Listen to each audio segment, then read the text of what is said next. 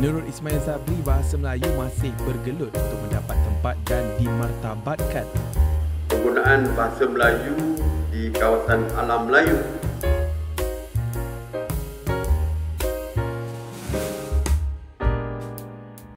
Dan kita mulakan dengan berita mengenai dengan Akta Dewan Bahasa dan Pustaka DBP 1959 yang perlu dipinda bagi memberikan lebih kuasa kepada DBP untuk mengambil tindakan terhadap penyalahgunaan bahasa Melayu.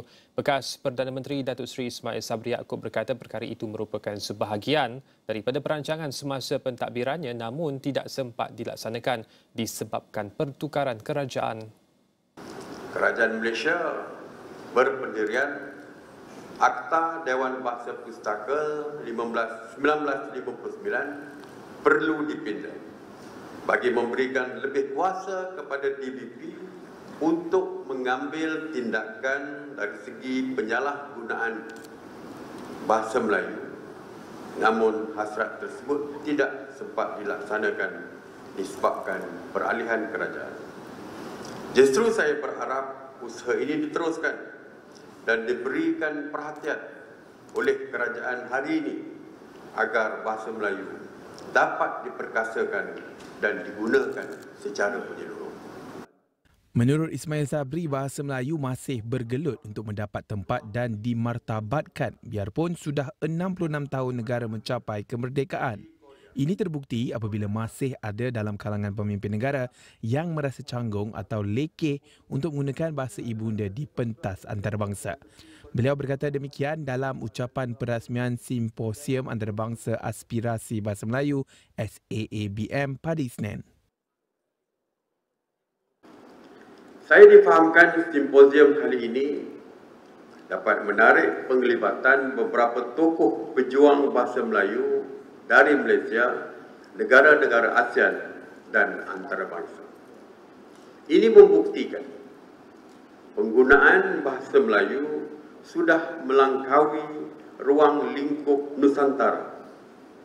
Malah papan tanda di Korea Selatan juga sudah menggunakan bahasa Melayu sebagai rujukan untuk pelancong asing khususnya dari gugusan Nusantara.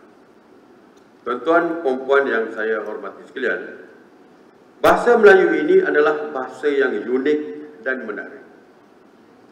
Banyak negara sudah mencapai status negara maju dengan mendaulatkan bahasa sendiri.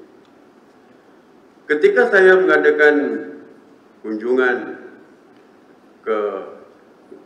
ataupun lawatan kerja ke Indonesia, saya menyatakan hasrat saya kepada Bapa Presiden Indonesia, iaitu Pak Joko Widodo, untuk menjadikan bahasa Melayu sebagai bahasa kedua bagi negara ASEAN.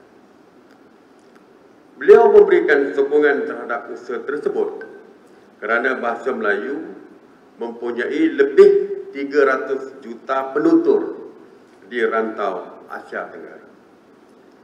Sejarah menunjukkan penggunaan bahasa Melayu di kawasan alam Melayu ataupun Malay Archipelago merentasi entiti politik yang kini dikenali sebagai Malaysia, Indonesia, Brunei Darussalam, Singapura, sebahagian Thailand, sebahagian Filipina dan beberapa buah negara lain di Asia Tenggara seperti Kemboja, Vietnam, Laos dan Myanmar. Saya sedar ada yang menentang cadangan tersebut, namun perlu kita faham bahasa Melayu ini kebiasaannya diubah mengikut kesesuaian kenegaraan kerana dialek-dialek yang berbeza serta asimilasi bahasa kaum majoriti serta penjajah, tetapi akarnya tetap sama, iaitu bahasa Melayu. Sebagai contoh, hampir 90% bahasa Indonesia adalah sama dengan bahasa Melayu. Begitu juga di Brunei dan Singapura yang menggunakan bahasa Melayu yang mempunyai perbezaan dari aspek dialek serta pertambahan kosakata daripada asimilasi bahasa. Justru saya yakin perkara ini mampu dijadikan realiti pada suatu hari nanti kerana kita semua berkongsi akar bahasa yang sama. Malah penggunaan bahasa yang sama ini juga kita dapat melahirkan sebuah keluarga ASEAN yang sentiasa bersatu bagi mendepani sebarang krisis global seperti sebuah keluarga besar.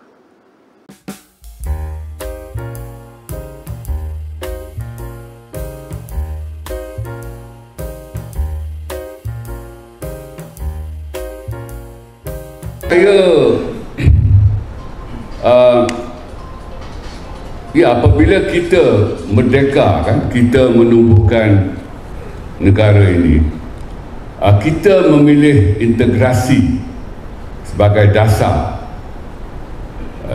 Yang lain-lain di Asia Tenggara ini mereka memilih asimilasi, dan integrasi itu sebenarnya jauh lebih ringan daripada asimilasi.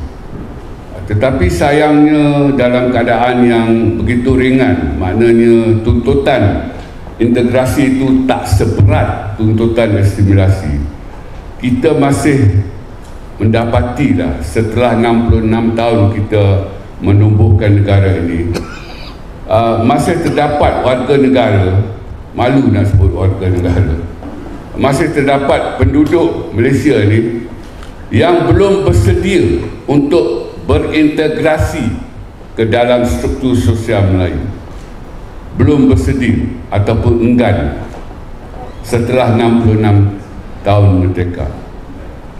Jadi apabila ada dalam kalangan penduduk di negara ini yang kita panggil rakyat dan mereka juga menggelarkan diri mereka sebagai warga negara, kita masih mendapati ada segolongan yang besar juga jumlahnya yang enggan berintegrasi ke dalam struktur sosial Melayu, khususnya dalam menerima bahasa Melayu sebagai bahasa negara. Dan kita dapat lihat, kan, mereka ini mempelajari bahasa Melayu atas dorongan instrumental nak penuhi syarat lulus dalam peperiksaan.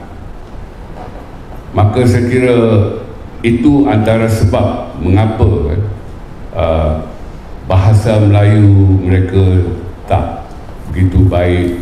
Maknanya setelah mereka memperoleh grade yang baik dengan tuition yang sakan, hafal karangan, setelah mendapat grade yang baik dan mereka lulus SPM, dengan izin kasar sikit bahasa Melayu dipersaitankan. Go to hell. Itulah.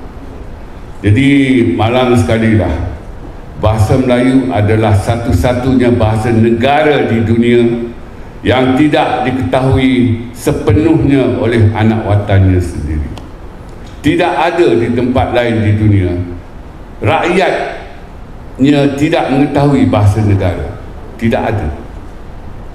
Kalau kita lihat di Indonesia, kita dapat lihat bagaimana bahasa Indonesia itu menyatu padukan rakyat mereka yang dikatakan terdiri daripada 1,500 suku yang berbeza-beza. Dan bukan itu saja, rakyat Indonesia bangga terhadap bahasa Indonesia, sayang terhadap bahasa Indonesia, taat terhadap bahasa Indonesia. Jauh sekali dengan kita lah. Jadi sebagai kesimpulan di sini, kita gagal dalam sesetengah aspek pembentukan negara bangsa, khususnya dalam bahasa Melayu.